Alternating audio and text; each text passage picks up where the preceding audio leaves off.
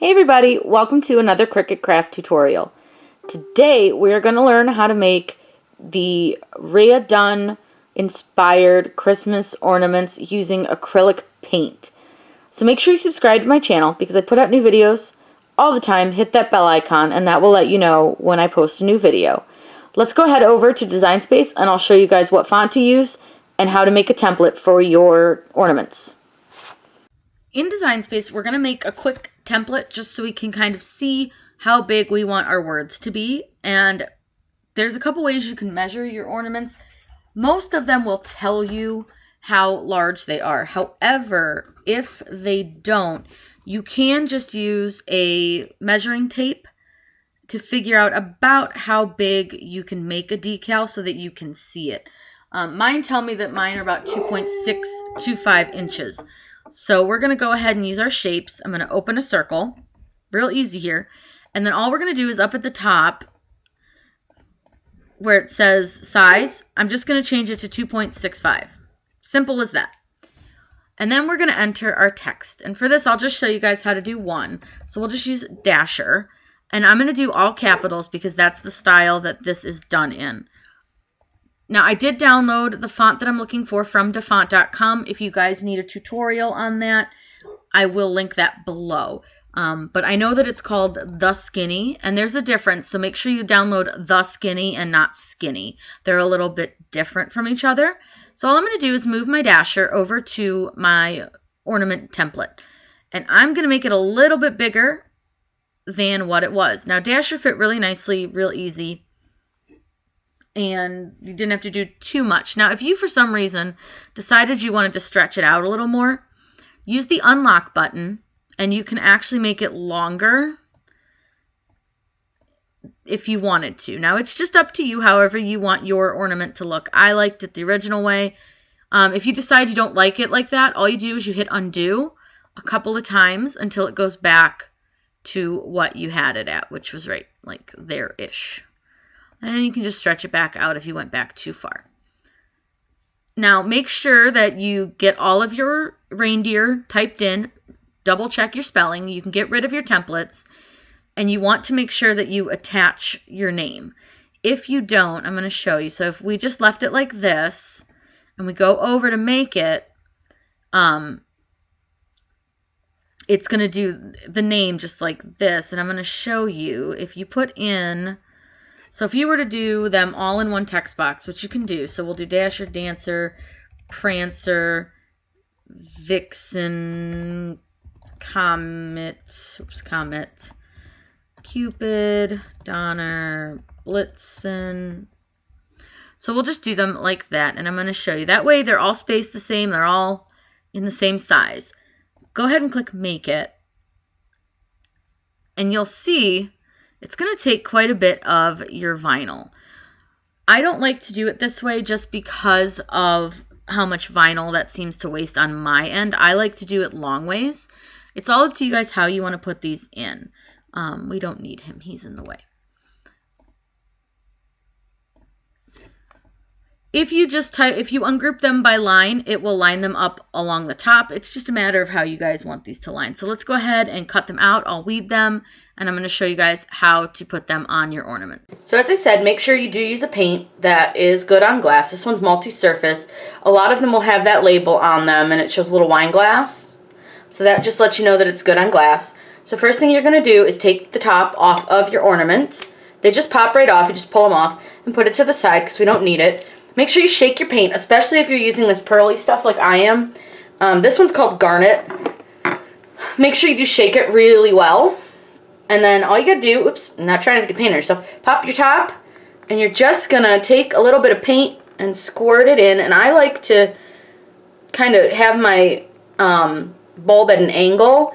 And I do use a lot of paint for this because it's a lot easier the more paint you use. If you use less paint in them, it takes forever for it to roll around the sides.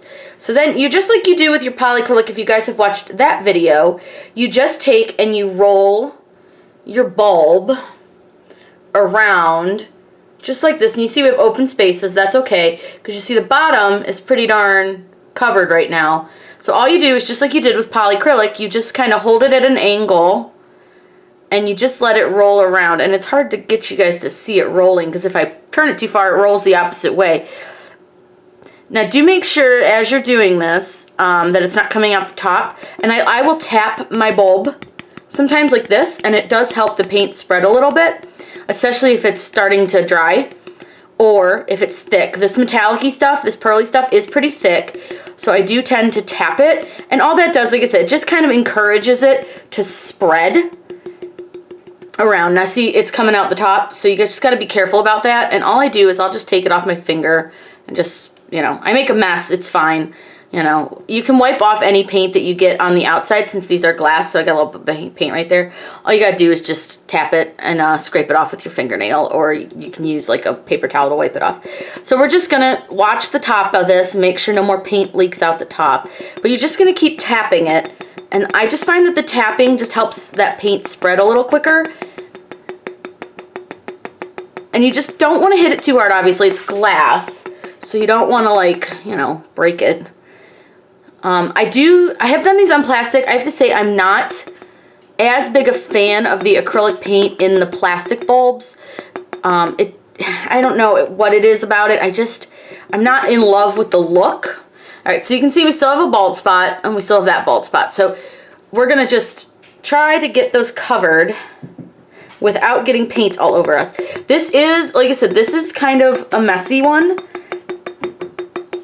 Just because a lot of times the paint likes to come out. See, it's starting to come out. I don't know if you guys can see it's starting to come out the lip again.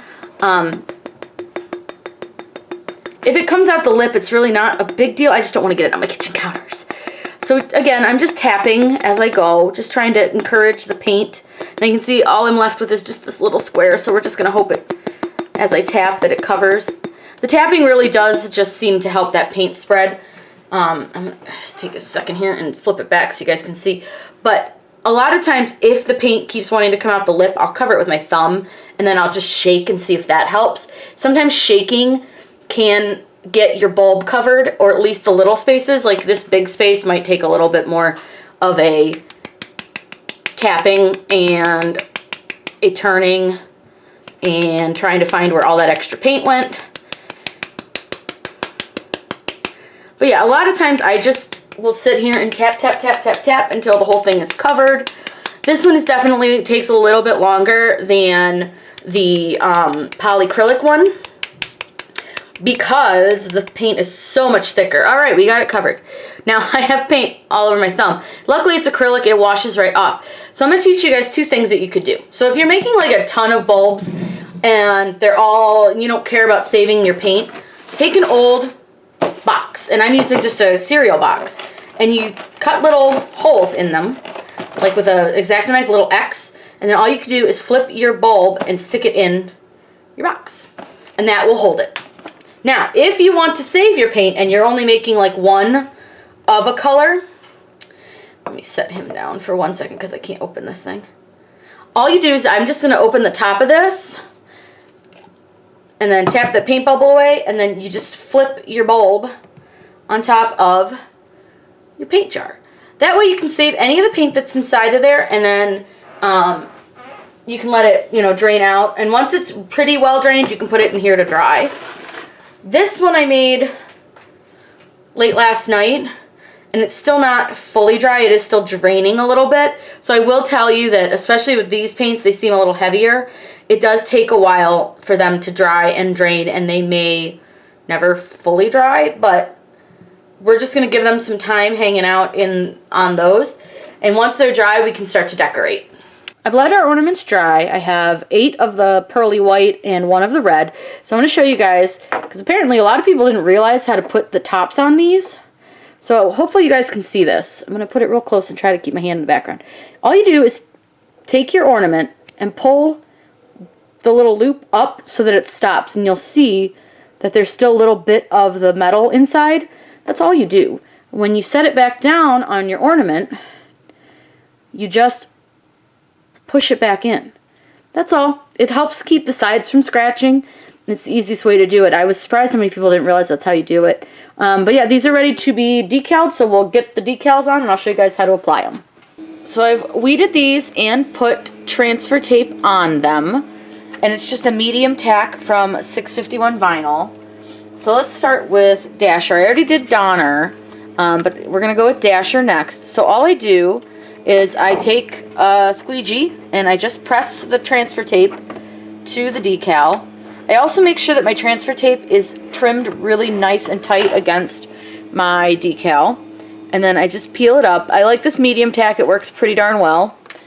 And then once I've gotten it off, I actually put a little slit between each and every letter. I go almost to the top and just put a nice slit in. And what that does is it makes it easier for you to get your word around your ornament. It just gives your word a little flex. My ornaments are pretty cold, so I have been warming them with my hand a little bit, and then I usually will clean with alcohol. So I just warm it a little bit, and then I'll wipe it down with alcohol, but we'll just do that later, no big deal. We'll see how it does without it first and see what happens, because I don't have any sitting right here. So for this, I'll typically put them on my lap, but I'm going to try to show you guys how to do this. So this may be a little funky, but all I do is I just figure out about where on my ornament I want my word to be. So, I don't know, that looks pretty good. I just try to kind of center it on the ornament. If it's not perfect, it's fine. Nobody will notice. And then I just press each letter, and because it's got those slits in it, the letters press down a little bit easier. I do find they don't stick perfectly for whatever reason. It could just be that it's pretty cold today. We're one of those people that refuse to turn our heat on until we absolutely have to, so our heat's not even on, and it's only like 40 outside, so it's pretty cold in the house. So all I do is I just press them down, and you can see that because I've cut the slits in it, it does lay kind of funky, but it helps the letters lay flat. And then for this, I start at the bottom, and I'll usually start at the very last letter just because it's typically, the way it's laid down, you're going to have some overlapping. So I just start with the first letter, and I peel it, and because I left just a little slit at the top, I can usually just rip off the part of transfer tape that goes to the letter. And then I usually go to my second letter, and then I'll peel it real careful from the bottom. Again, I like to start at the back and work my way to the front because of the way the transfer tape lays on top of each other when you slit it like this. So again, just start at the bottom. This is one of those projects you do need to have a little bit of patience with. I know you guys are all going to ask. This is the font called The Skinny from dafont.com. It's that, I think it's pronounced Rae Dunn. I'm not sure who she is, but everybody loves the style, so I just wanted to go with that one since that's the one that seems to be most popular, that everyone's been using for these. But as you can see, it's pretty simple to do this way, and the slits in it just allow the letters to lay flat against the ornament. Now, if it's not fully sticking, like this A isn't totally sticking, I'll just roll the transfer tape off while holding the letter down as I go. And then again, just rip it off. And then you're just going to do the last letter. Again, I like to, instead of just removing super quickly, especially on these, I just gently roll the transfer tape off of them. And then I'll just kind of go back over them a little bit with my finger just to make sure they have stuck. So there is Dasher. All done. So we're going to do this to all 8 ornaments. I'll do Comet next, and then we'll just keep going, and eventually we'll be finished. This is honestly the easiest way I found to do this. I'm sure there's like other ways to lay these on the round ornaments. I just like this method. It seems to work for me. If you guys have other methods, please let me know. I'm always curious to learn some new tips and tricks to this. There's, I'm sure, like a million that I just don't even know about yet. But this one seems to work pretty well for me, so I just like to use this method. If you're doing like multiple words, make sure that they're not huge. Those are like some of my tips, is like make sure that the stuff you're doing, you know, isn't giant on these, because a lot of times you will end up with something that's going to get bubbles in it. Like if you're doing those Santa cams, there's only like a certain size you can go on those circles, because they are just kind of tough. It's such a large circular item on a circular item. So again, we're just going to lay Comet down just the same way that we did every other one. And we're just going to press each letter individually. Like I said, this is just the way I do it. If you guys have other thoughts, please let me know.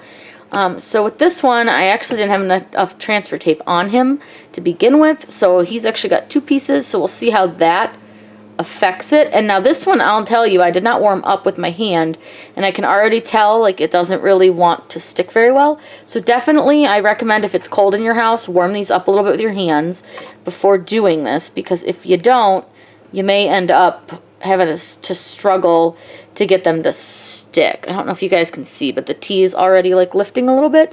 So all I'm going to do is just put my finger on the tea, and I'm just going to move it up as we go to the top of the tea, and I'll just hold it on as we go. And again, I just work from the bottom and I work my way up. Again though, this one does have 2 pieces of transfer tape, so chances are that little piece will come off first, and then you'll have to go in and peel the second piece off. Like, this is one of those crafts, this just does take a little bit of patience. This isn't one that you're going to be able to finish in 2 minutes and be done with. The paint did take a long time to dry. Again, not sure if it's weather related because it is quite cold here. This paint is pretty thick. It is a pearl paint, so it is a little bit heavy. It is really pretty, but it does take a little bit longer to dry, it seems, than some of the others. But again, make sure that you are choosing an acrylic paint that will actually adhere to glass. Not all of them do. So that's just something to think about when you are choosing what paint you're going to put inside of your ornament. Make sure that when you are drying them that they do have some air around them to help them dry. So there's Comet. And you can see they're coming out pretty nicely. So I'm going to go ahead and get the rest of these done, and then when we come back, I'll show you our finished product. All our ornaments are finished. All I did was just add a simple bow to the top and hot melt glue it on. It is not tied around the top of them. This is, again, the Skinny from dafont. It's not Skinny, it is the Skinny. There is a bit of a difference between them. Again, make sure that you use acrylic paint that is for glass ornaments if you are using glass like I did. And if you guys have any questions, make sure you leave those down below. I'm always happy to answer those for you. If you have any tutorials you're looking for, make a comment down below about those as well. I make these tutorials because you guys request them. I hope you guys had a great time learning how to make these. Have a great day.